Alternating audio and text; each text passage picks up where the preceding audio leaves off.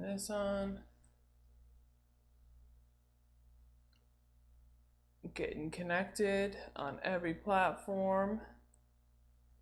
Hello, Instagram Live. All right, we're on all four. Hey, yeah, sorry, a little late today. That's on me. Kept running a little things here and there. Just kept pushing me back, pushing me behind.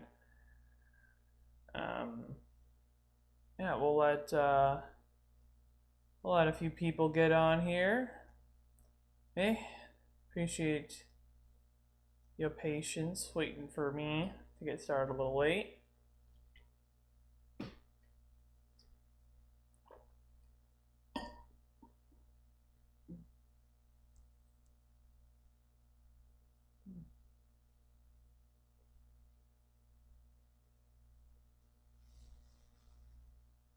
Oh, it's a text. Okay.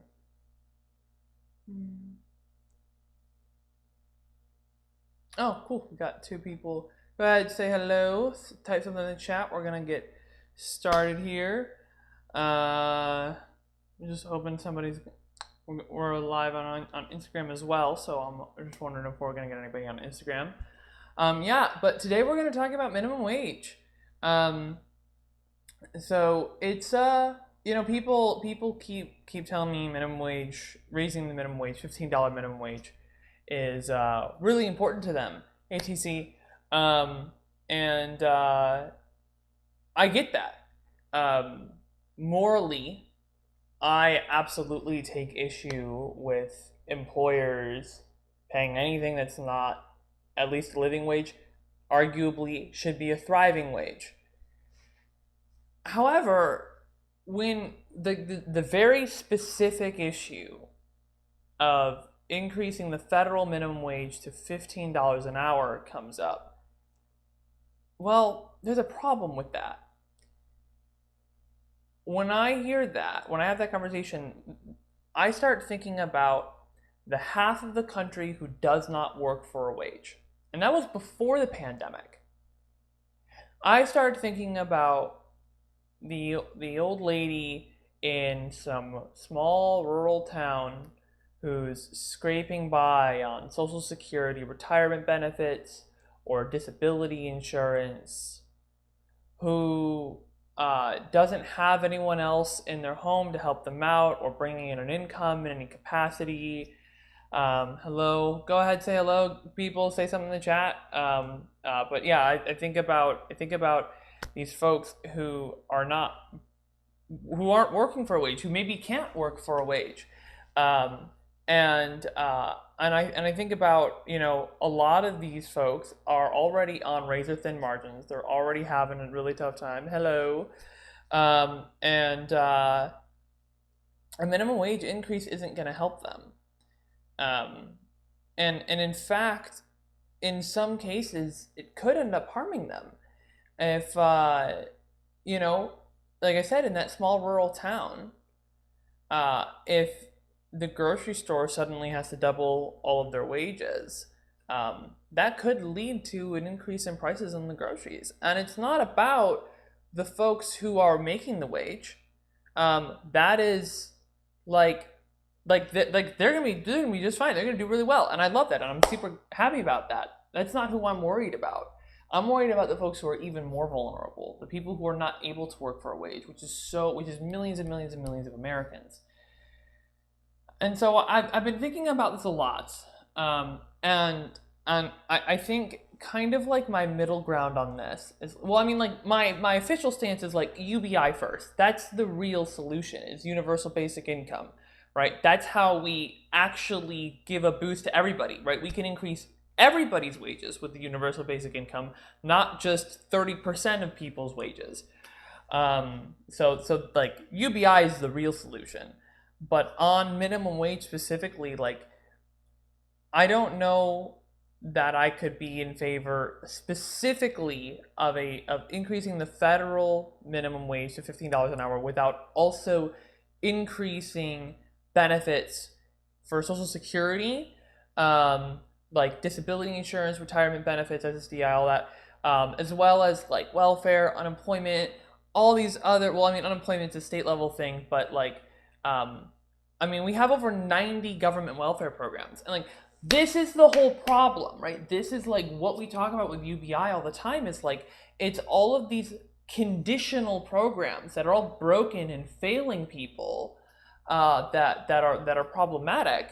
That having an unconditional program is really what we need. That's what's going to make the difference. So we can either implement one unconditional program to get to everybody, or we can mandate a higher wage while also increasing the benefits on over 90 government welfare programs.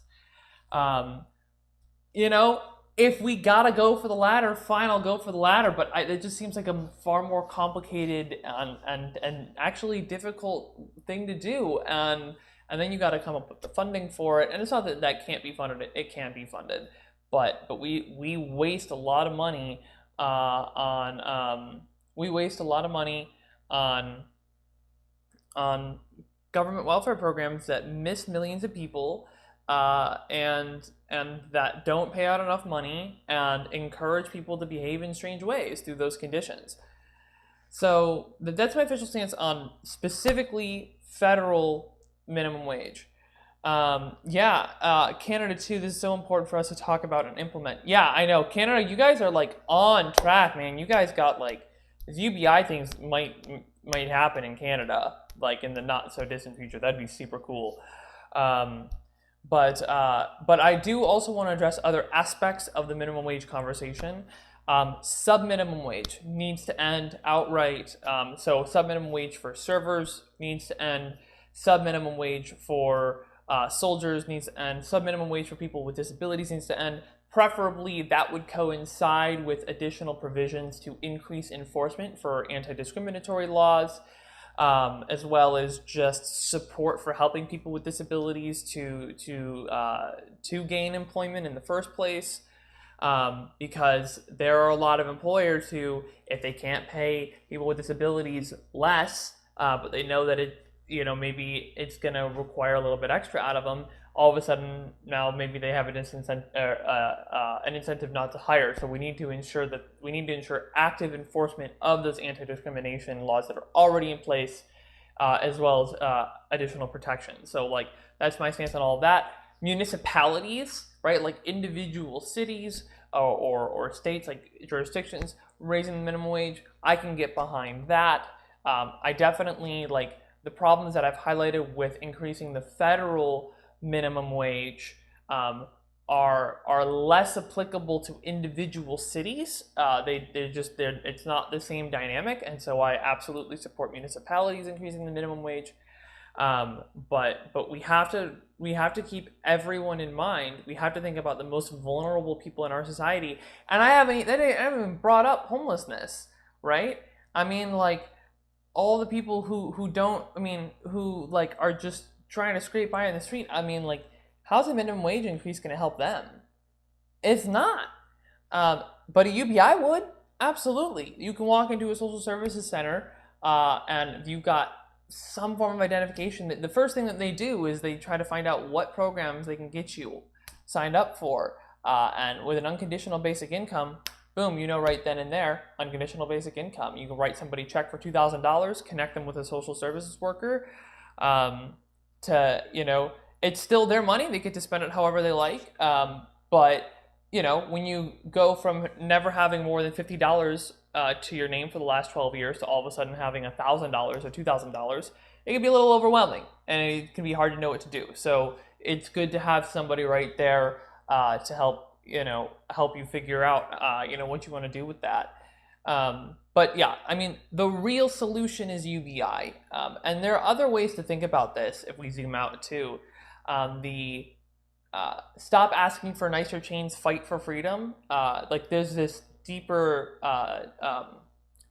philosophical concept of this idea that like we are enslaved, like that we have to work for somebody else in order to survive, that we have to perform meaningless labor in order to afford our basic needs is just absurd and ridiculous. It's inhumane, and increasing the minimum wage just perpetuates that.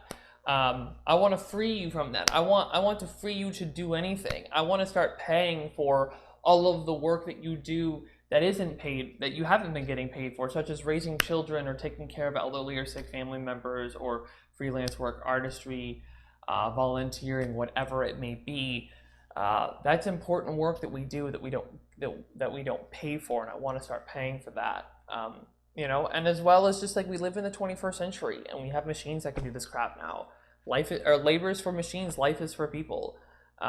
So that's kind of my whole thing. So to summarize, federal minimum wage of $15 an hour, I can only go along with that specifically. I can only go along with that if we're also going to increase benefits for a huge variety of other of other support programs. And even then, it's like not the real solution. That's just a workaround. UBI is the real solution. I still want to end all sub minimum wage. I still support states or municipalities increasing minimum wage if that's right for them. But federal $15 minimum wage is can be very problematic, especially if we were to implement it immediately rather than gradually over time. So I totally get the moral argument, and I'm with it. But we have to consider everybody. We got to be smart about it. So if you guys have any questions or whatever, say hello. Say something, but I won't drag it out. It was cool having Instagram live. We got a couple comments.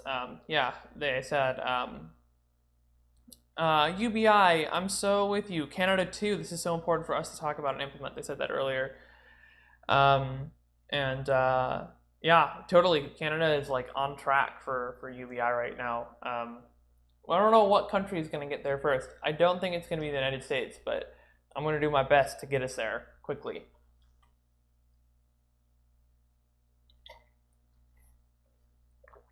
All right. Well then, I'm gonna end this stream, and actually, you know what? I might be doing another stream on Saturday night with a special guest. I've been trying to get in contact with him. Let me see if he's responded to me yet.